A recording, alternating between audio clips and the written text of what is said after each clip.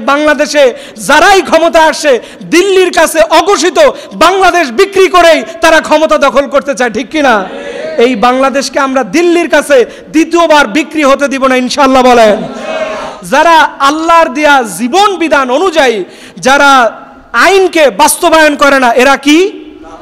জোরে বলেন, এরা কি? কাফের। এখন বলেন, বাংলাদেশে যারা ক্ষমতা এত বছর আসছে, আগামীতেও যদি এইরকম কাফের শ্রেণীর মানুষ আছে, তারা কি আল্লাহর হুকুম অনুযায়ী তাদের জীবন বিধান অনুযায়ী তারা কি বাংলাদেশে কোনো আইন করবে? গত 54 বছরে এই জাতিরা কাফের, ফাসেক আর জালিমদের কি পেয়েছে কি পায় নাই? এর মূল কারণ হচ্ছে, দায়ী হচ্ছে আমরা। কারণ এই কাফের, ফাসেক আর এই জালিমদেরকে ভোটের মাধ্যমে আমরাই ক্ষমতায় আনি, ঠিক কিনা? তাহলে আগামীর বাংলাদেশে জালিম আর কাফেরদের আপনারা কি দেখতে চান? যদি দেখতে না চান, তাহলে এই মুহূর্তে সিদ্ধান্ত নিতে হবে, আপনার ক্ষমতা, আপনার দেশ, আপনার সার্বভৌমত্ব আপনি কি কাফেরদের হাতে, জালিমদের হাতে না ফাসেকদের হাতে তুলে দেবেন? এটা সিদ্ধান্ত আপনার। এর জন্য মুসলমান আপনাদের প্রস্তুতি গ্রহণ করতে হবে। কখনো পৃথিবীর কোন জালিমদের সাথে যারাই আপোষ করবে তারা ধুকে ধুকে মরবে, এটা কি বিশ্বাস হয়? এই হুসাইন রাদিয়াল্লাহু তাআলা আনহুর মূল জিহাদের ভূমিকায় যাওয়ার পিছনে ছিল, সেখানে খেলাফত ছিল না। কি ছিল না? জোরে বলেন, কি? খেলাফত। বুঝতে পারছেন যে যোগ্যতার ভিত্তিতে, জনমতের ভিত্তিতে একজন প্রতিনিধিত্ব হবেন। এই খেলাফত না থাকার কারণে ইমাম হুসাইন রাদিয়াল্লাহু তাআলা আনহু তিনি সেই দিন শাহাদাতের তামান্না নিয়ে নবীর রওজা ছেড়ে তিনি সেই ইরাকের জমিনে রওনা দিয়েছেন, শুধুমাত্র ওই জমিনে গণতন্ত্র, খেলাফত ফিরিয়ে আনার জন্য, ঠিক কিনা? আর আমাদের দেশে সহ গোটা পৃথিবীতে যারা ইমাম হুসাইনকে মাতম করে, গায়ের মধ্যে কাটাকাটি করে, এইটার সাথে ইসলামের কোনো সম্পর্ক নাই। কি কারণ? এর কয়েকটা ব্যাখ্যা আল্লাহ পাক দিচ্ছেন। আল্লাহ পাক সূরা মাইদার 5 নম্বর সূরা 44 নম্বর আয়াতে অত্যন্ত সুন্দর করে বলছে, ওয়ামাল্লাম ইয়াহকুম বিমা আনজালাল্লাহু ফাউলাইকা হুমুল কাফিরুন।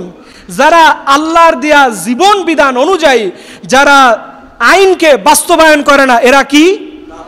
জোরে বলেন, এরা কি? কাফের। এখন বলেন, বাংলাদেশে যারা ক্ষমতা এত বছর আসছে, আগামীতেও যদি এইরকম কাফের শ্রেণীর মানুষ আছে, তারা কি আল্লাহর হুকুম অনুযায়ী তাদের জীবন বিধান অনুযায়ী তারা কি বাংলাদেশে কোনো আইন করবে? দেখেন, বাংলাদেশের মানুষ মসজিদে ঠিকই আইসা আল্লাহ জান্নাত চাই, জান্নাত চাই, জান্নাত চাই, কিন্তু যখন মসজিদ থেকে বের হয়ে যায় এই মানুষটা তখন আল্লাহর জান্নাত চায় না, ঠিক কিনা? এই আয়াত তার বাস্তবায়ন। ওয়ামাল্লাম ইয়াহকুম বিমা আনজালাল্লাহ, যারা আল্লাহর হুকুম দিয়ে দেশ পরিচালনা করতে চায় না, এরা হচ্ছে কাফের। ঘোষণাকার এই কাফের গত 54 বছরে আমরা পাইছি কি পাই নাই? এরপর আল্লাহ পাক বলছে, ওয়ামাল্লাম ইয়াহকুম বিমা আনজালাল্লাহু ফাউলাইকা হুমুল ফাসিকুন। যারা আল্লাহর হুকুম অনুযায়ী দেশ পরিচালনা করবে না, হুকুম অনুযায়ী দেশের কার্যক্রম পরিচালনা করবে না, তারা ফাসিক। ঘোষণাকার। এরপর আল্লাহ পাক বলছেন হুমুজ জালিমুন। এরপর আল্লাহ বলছে, ওয়ামাল্লাম ইয়াহকুম বিমা আনজালাল্লাহু ফাউলাইকা হুমুজ জালিমুন। যারা আল্লাহর হুকুম অনুযায়ী সমাজ, রাষ্ট্র, আইন, সংসদ, পার্লামেন্ট, সেক্রেটারিয়েট, গণভবন এইগুলো পরিচালনা করে না, এরা হচ্ছে জালিম। ঘোষণাকার। বলেন, আল্লাহ যে এই 3টা কথা বলল, একটাও কি মিথ্যে? গত 54 বছরে এই জাতিরা কাফের, ফাসেক আর জালিমদের কি পেয়েছে কি পায় নাই? এর মূল কারণ হচ্ছে, দায়ী হচ্ছে আমরা। কারণ এই কাফের, ফাসেক আর এই জালিমদেরকে ভোটের মাধ্যমে আমরাই ক্ষমতায় আনি, ঠিক কিনা? তাহলে আগামীর বাংলাদেশে জালিম আর কাফেরদের আপনারা কি দেখতে চান? যদি দেখতে না চান, তাহলে এই মুহূর্তে সিদ্ধান্ত নিতে হবে, আপনার ক্ষমতা, আপনার দেশ, আপনার সার্বভৌমত্ব আপনি কি কাফেরদের হাতে, জালিমদের হাতে না ফাসেকদের হাতে তুলে দেবেন? এটা সিদ্ধান্ত আপনার। আর ওই জালিম আর কাফের আর ফাসেকরা যত দুর্নীতি করবে, যত মানুষের ক্ষতির কারণ হবে, এইটার প্রত্যেকটার একটা ফ্রি ফ্রি সওয়াব আপনার মতো নামদারি মুমিন আর মুনাফিকদের আমলনামায় দিবে কি দিবে না? এর জন্য সাবধান হন।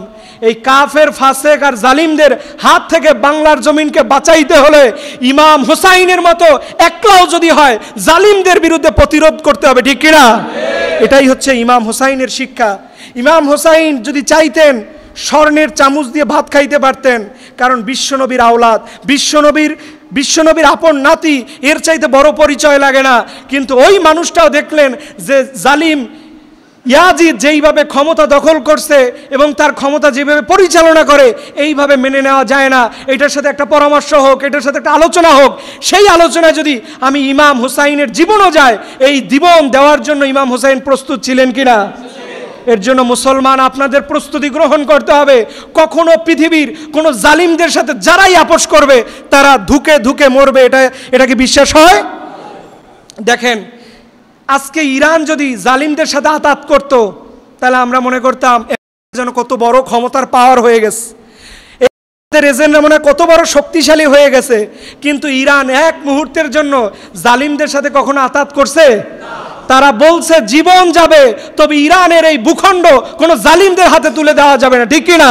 কিন্তু আমরা দেখছি দফায় দফায় বাংলাদেশে যারাই ক্ষমতা আসে দিল্লির কাছে অঘোষিত বাংলাদেশ বিক্রি করেই তারা ক্ষমতা দখল করতে চায়, ঠিক কিনা?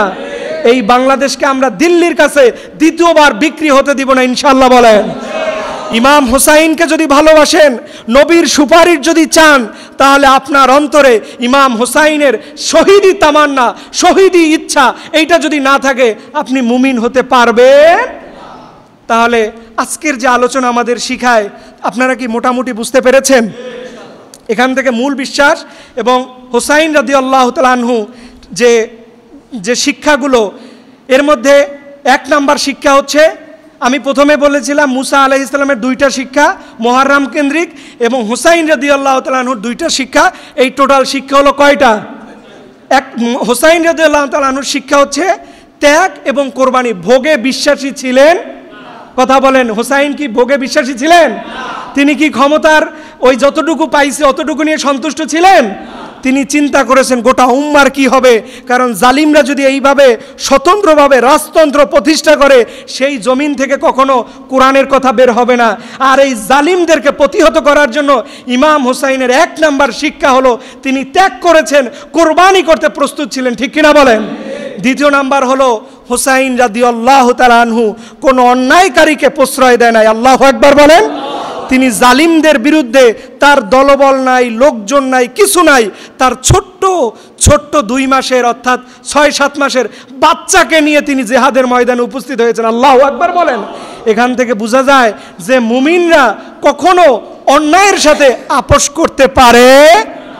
তাহলে এই 4টা শিক্ষা আমাদের জীবনে দরকার আছে না নাই? ফিরাউন থেকে মুসা আলাইহিস সালাম থেকে আমাদের 1 নাম্বার শিক্ষা ছিল আল্লাহর প্রতি, তাওহীদের প্রতি বিশ্বাস। দ্বিতীয় নাম্বার শিক্ষা ছিল পূর্ণ আল্লাহর উপরে ভরসা। আর হুসাইন রাদিয়াল্লাহু তাআলা আনহুর 1 নাম্বার শিক্ষা ছিল ত্যাগ এবং কোরবানি। আর সর্বশেষ 4 নাম্বার ছিল অন্যায়ের বিরুদ্ধে প্রতিরোধ গড়া। আর অন্যায়ের বিরুদ্ধে প্রতিরোধ গড়তে গিয়ে আপনার যদি জীবন চলে যায়, আপনি কি মন খারাপ করবেন? আপনার কি মনে কোনো কষ্ট থাকবে?